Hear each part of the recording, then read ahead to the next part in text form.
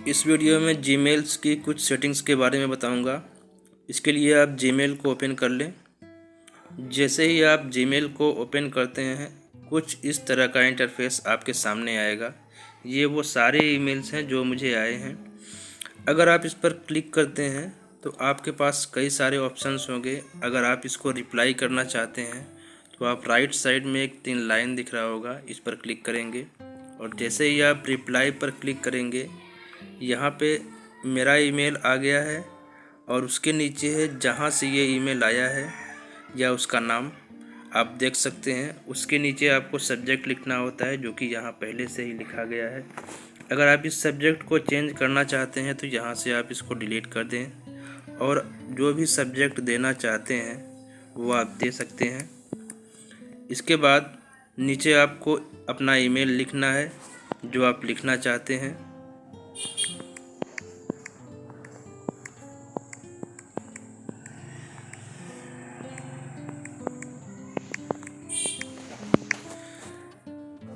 लिखने के बाद जैसे ही एक तीर का आइकन दिख रहा है आप इस पर क्लिक करेंगे तो ये मैसेज सेंड हो जाएगा।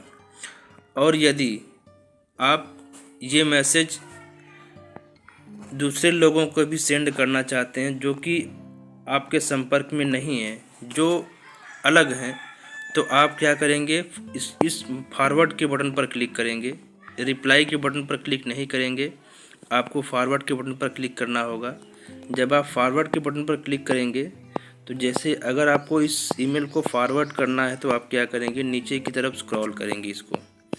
इसको नीचे की तरफ स्क्रॉल करेंगे तो यहाँ पे 3 ऑप्शन दिखाई देगा, रिप्लाई ऑल, फॉरवर्ड।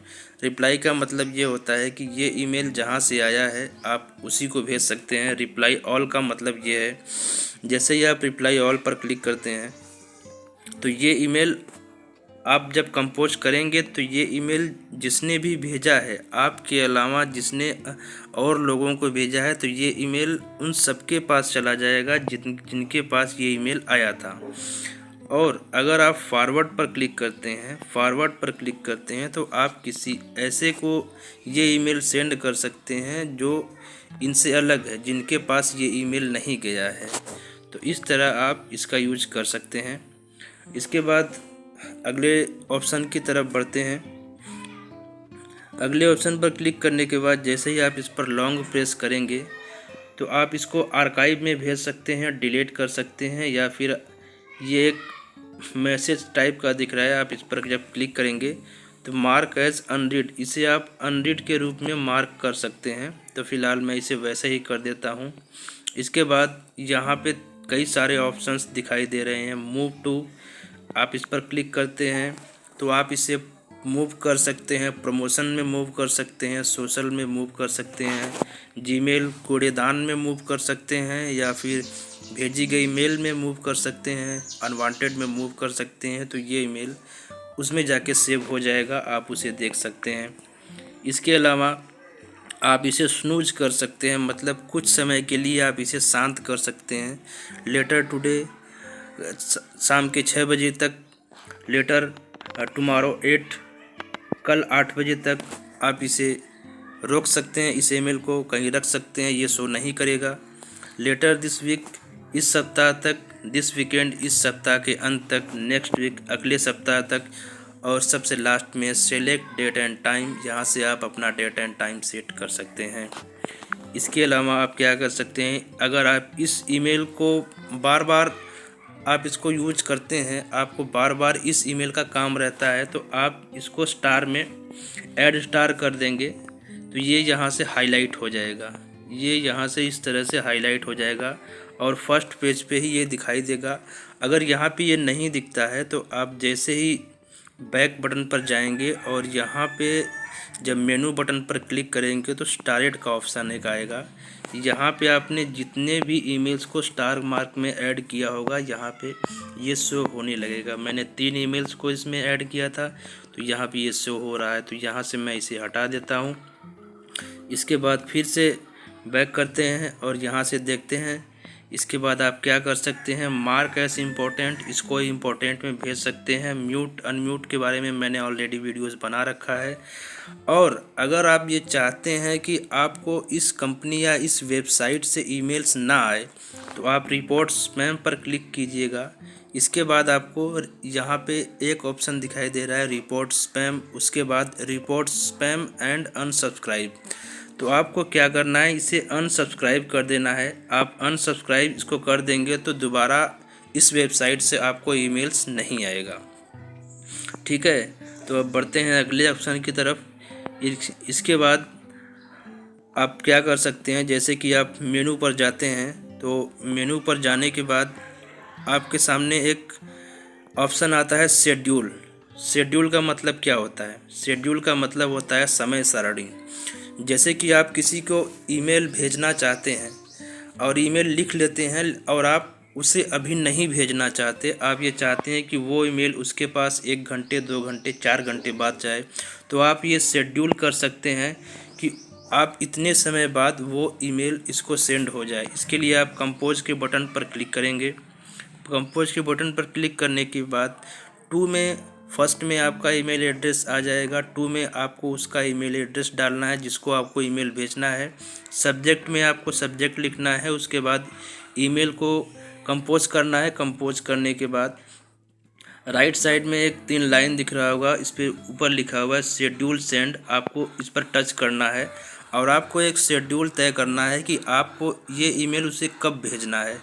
तो इसमें 3-4 ऑप्शन आपको दिखाई देंगे। टुमारो मॉर्निंग, कल सुबह तक, दिस आफ्टरनून, आज दोपहर तक, मंडे मॉर्निंग, सोमवार को सुबह तक, पिक डेट एंड टाइम, या फिर आप कैलेंडर से डेट एंड टाइम फिक्स कर सकते हैं कि आपको ये ईमेल उसे कब भेजना है।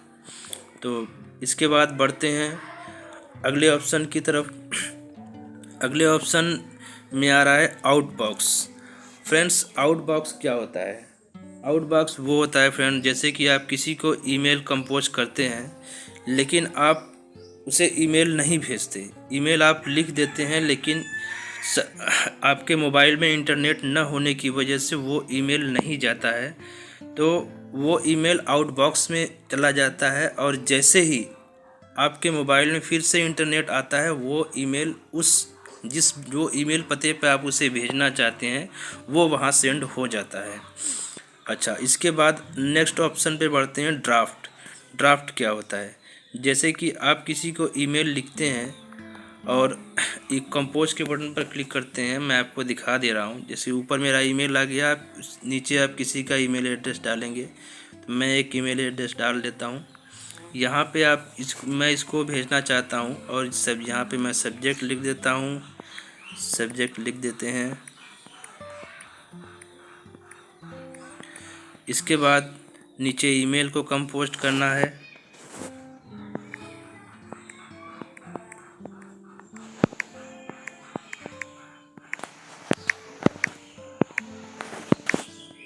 यहाँ पे मैंने एक ईमेल कंपोज कर लिया और इसके बाद अब मैं इसको मुझे इसे नहीं भेजना है या फिर मैं कोई और काम कर रहा हूँ, तो मैं इसको बैक कर दूँगा।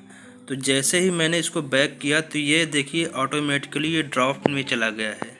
ड्राफ्ट में अब हम क्लिक करते हैं तो यहाँ पे देखिए ड्राफ्ट में 4 मैसेजेस ड्राफ्ट में आ चुके हैं।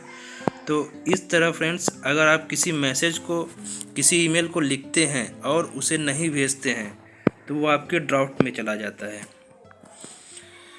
उसके बाद नेक्स्ट ऑप्शन आता है आपका बिन। बिन क्या होता है फ्रेंड्स? बिन ये होता है कि जब आप कोई मेल्स आपको आता है और आप उस मेल्स को डिलीट कर देते हैं तो वो मेल्स आपके बिन में चला जाता है। बिन में वो 30 दिन तक रहता है। 30 दिन तक अगर आप उसका रीयूज़ नहीं करते हैं तो वो ऑटोमेटिकली डिलीट हो जाता है। अगर 30 दिन तक अगर आप चाहें तो बिन से अपना कोई भी मेल वापस ला सकते हैं।